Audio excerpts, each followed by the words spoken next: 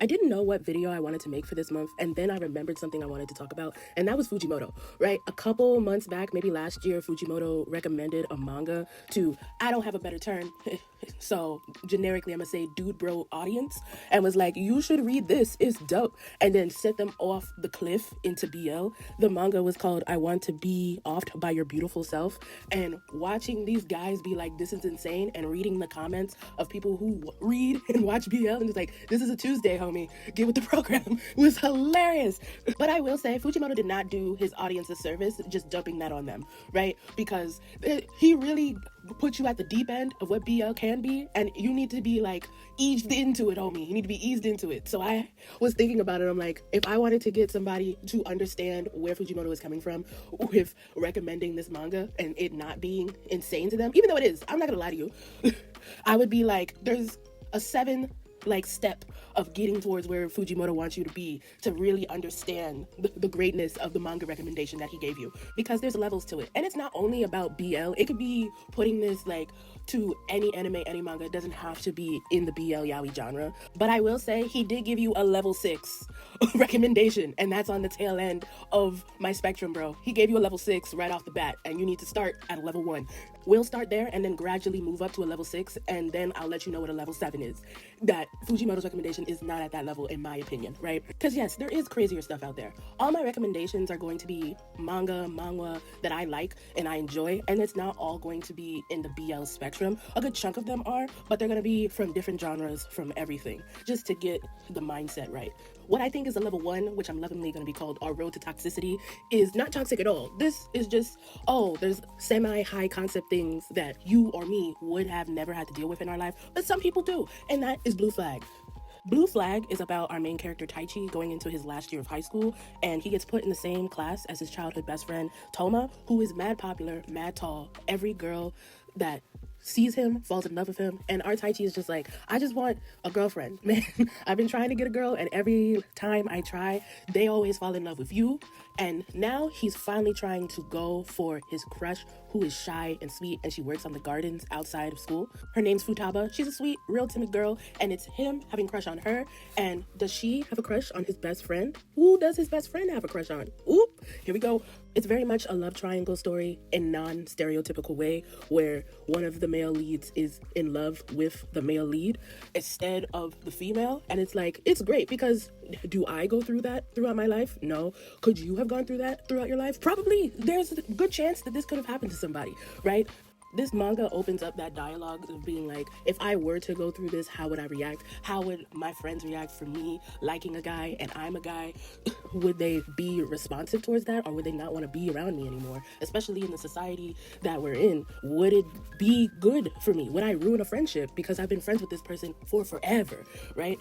And the way that it talks about those concepts, about being with having a crush on a male, trying to have a gay relationship, trying to see and gauge how your friends would react to it, is pretty non-toxic at all. It's pretty light, especially when we get to the end, because it's definitive, but also very vague how the main characters end up with each other. I think the way this manga writes about this type of subject matter is pretty light, but it still makes you think about what's going on and how you would react if your friend were to come to you in this regard, especially when you get to the tail end and all the friends are in that room together discussing it. Some of the takes that the friends took, I didn't like, but that's up to the reader if you agree with them more. I just didn't. I think it could have been written a little bit better, but that's being more like an optimistic in my mind. I think it's more realistic what the friends were talking about in that room with each other, about how they would react to their friends liking each other if they were both males in that way. And this manga is short. It's only 8 volumes. I think it could have added another one, but because of how the ending was, I really didn't like how it's definitive and not, it's very vague. Could have added one more, at least chapter, but I'm fine with it. I really like it. I have it in my collection. Don't have all the volumes yet, but we're working on it, and I think this is a good level play field as your first instance into talking about semi-higher concept things in your manga, right? Just to be like getting your mind to turn a little bit. Now we get into level 2, which is still not fully toxic, but toxic things happened in these like mangas and animes, but the people themselves are redeemable or not toxic themselves. It's just their circumstances. And a manga and an anime that I think is great for that is Kadocha. I love Kadocha so much. It's so good. It's about Sakurai, age 11. I know that intro like the back of my hand, but oh my god. It's about her. She transfers to a new school and she's a child actress on a show called Child Story, aka in Japanese Kadocha, and how she tries to navigate going to school with a rowdy classroom that's terrorizing the teachers, and one of the main students is Akito.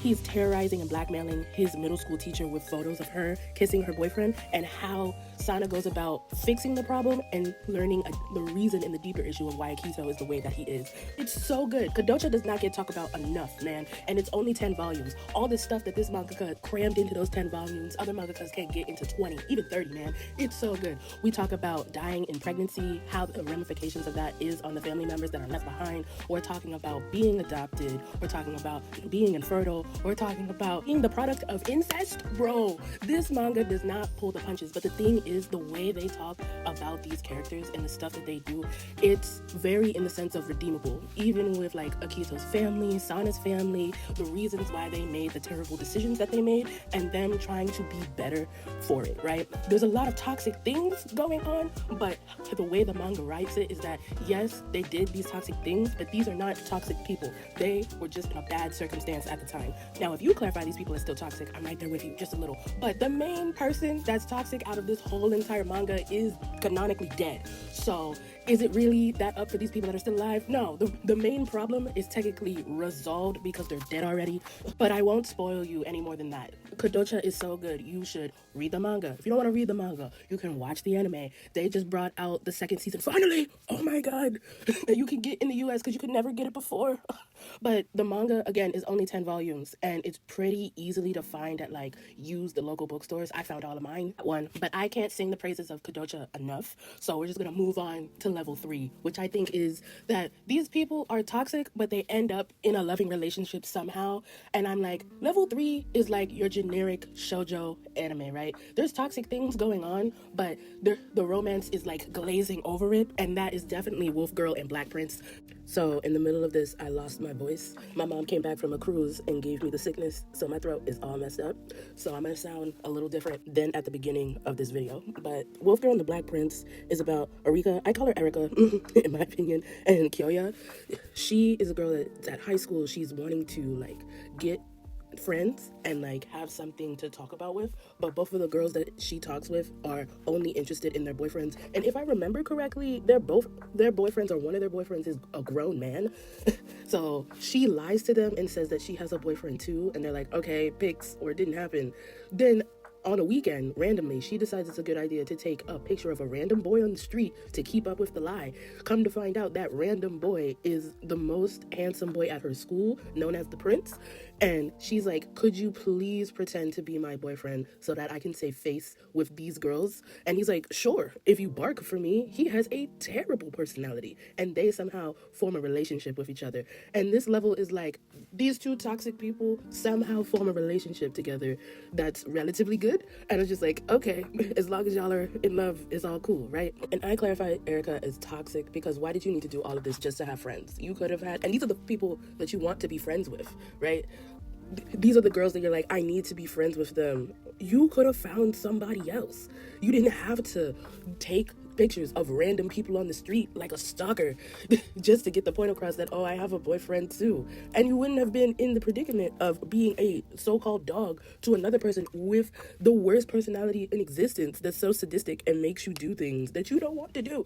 Her being toxic to herself doesn't negate Kyoya though, because you don't have to be this terrible of a person that you know you're that bad to the point that you have to have a facade when you go to school. That's ridiculous. And the thing is, he doesn't know how to control his own emotions. Just be like, at some point he starts to actually like her, and he can't say that. Like, boy, just say, I like you. I want you to be my actual girlfriend. Let's not break up.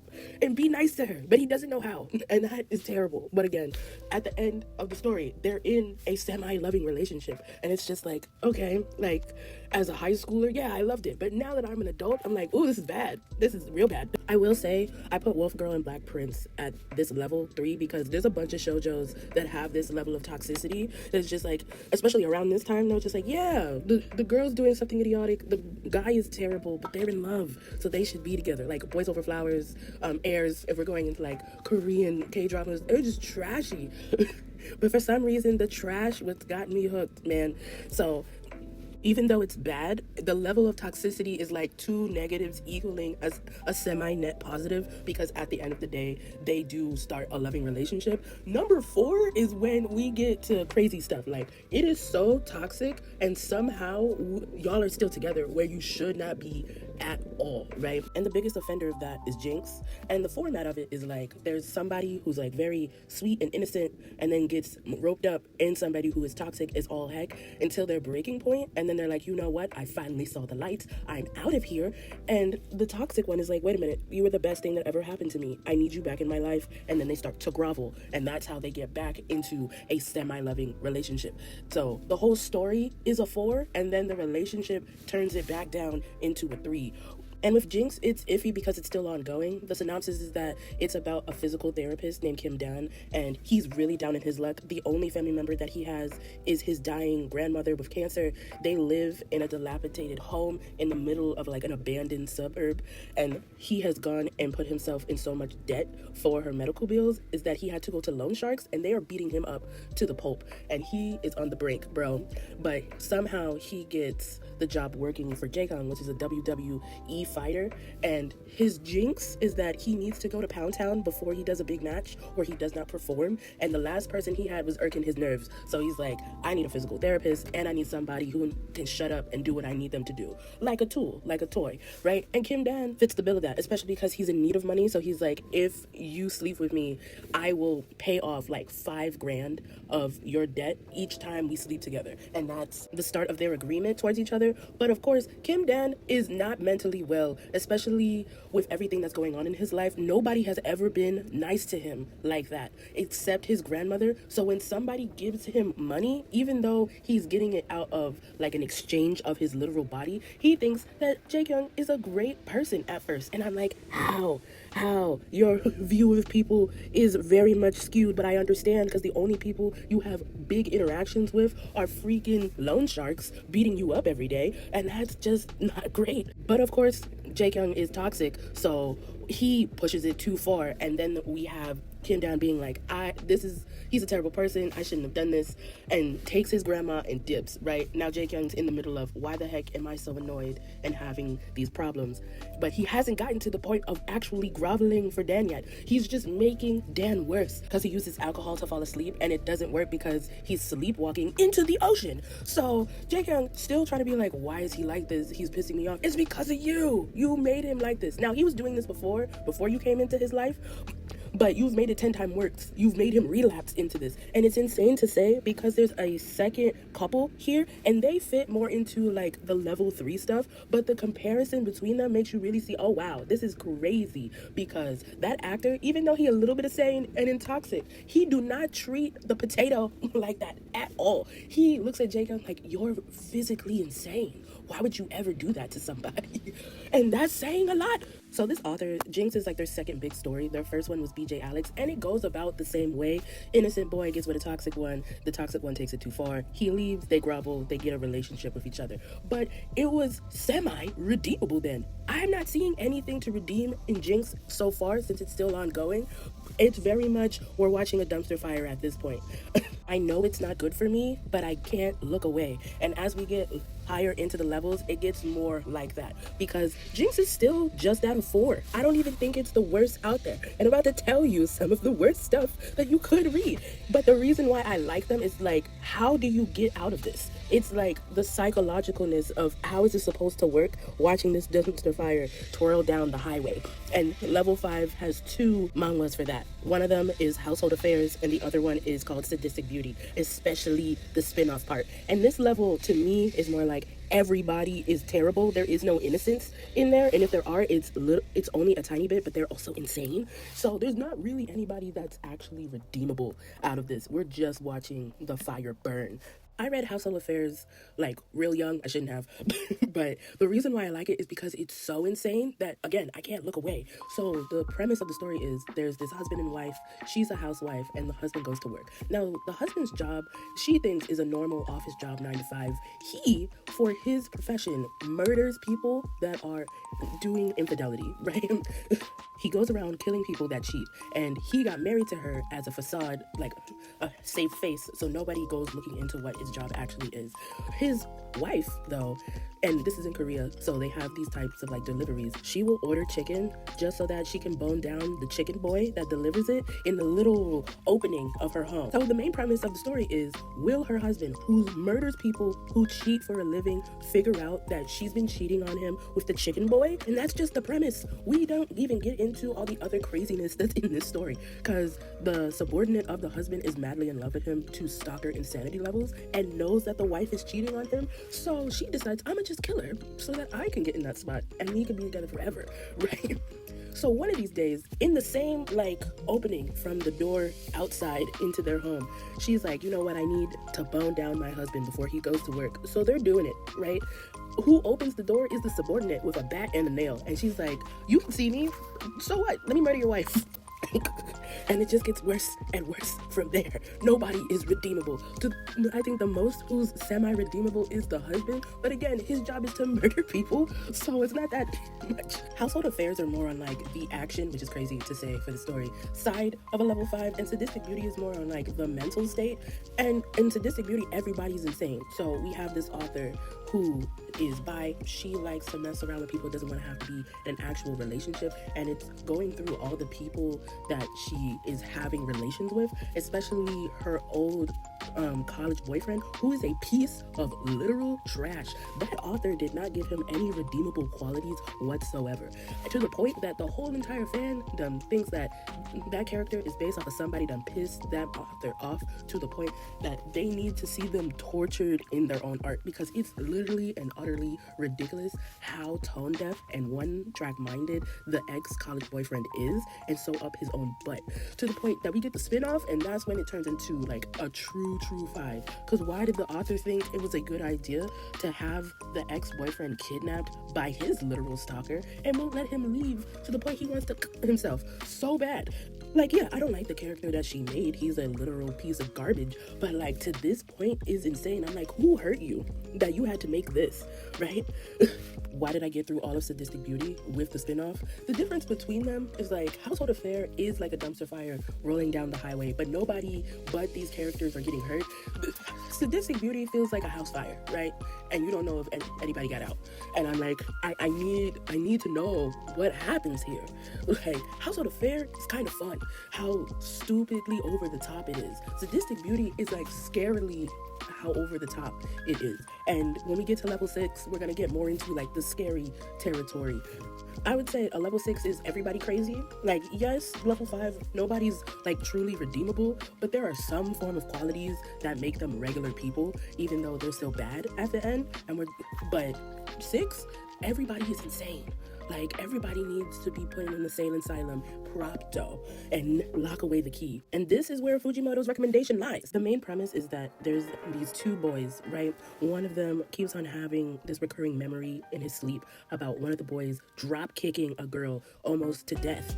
And when he wakes up, he is aroused by that. And he's like, I wonder how that girl is doing. He doesn't even know if that girl survived or not. Going to work the next day, he sees his old middle school friend that drop kicked that girl just to be like, oh, we should hang out sometime, reminiscing what he did earlier this morning with that memory while they're shaking hands with each other.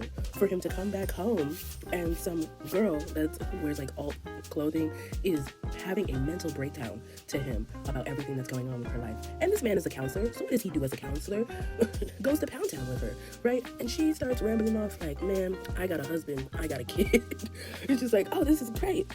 You're such a good good person, all of you. For him to get himself to sleep, he starts thinking about the same girl he just went to Pound Town with, getting drop kicked by the same guy from his middle school dream. And I'm like, yeah, nobody's good here. Nobody's good here at all. Why I feel this is different from the level 5, even though I said the characters aren't really redeemable and they're crazy too, is that when we start the story, there's reasons for me to like all of the characters at a level 5, right? I get to get their backstory, the reasons why they're doing things, even though they're still bad people. I still feel bad that these things are happening to them. In this, just off the synopsis of Fujimoto's recommendation, it's like, yep, nope, this is what he starts with for the first chapter. You already know it's about to be crazy, right? I would say another one that falls into this category that is a recommendation would be like Boys Abyss. But Boys Abyss starts off like a 5. It gets you attached to the first like main characters about their plight and all the things that's going on with their life, and then it ramps up into the characters like in Fujimoto's recommendation where they're just bad off the bat, right? So Boys Abyss is about a girl and a boy. They live in like this middle of nowhere town in Japan and nothing happens there, and they're like, after we get out of high school, we're gonna apply to a university in the city and we're gonna get out of here, right? But then slowly the town and all the people in it start making it in a way that they don't leave, right? Especially the main character's mom. And because how insane everybody is around them, you start to believe that the characters that we're with are the only people that have some sense of sanity until they don't, until they do not. And then it's just like, oh no, all of y'all are crazy. All of y'all are insane, because why do y'all think this is a good idea? Because we got teachers falling in love with students, everybody having suicidal ideations, just burning houses down for the fun of it. And I'm like, you need to get eased into craziness like that. And Boys Abyss does a great job of it. Fujimoto does not with his recommendations. That's why I'm like, you need to not start at a 6. He jumped y'all off the deep end with that one. Not to say that that manga he recommended is bad. I just think that shouldn't be your first foray into stuff, right?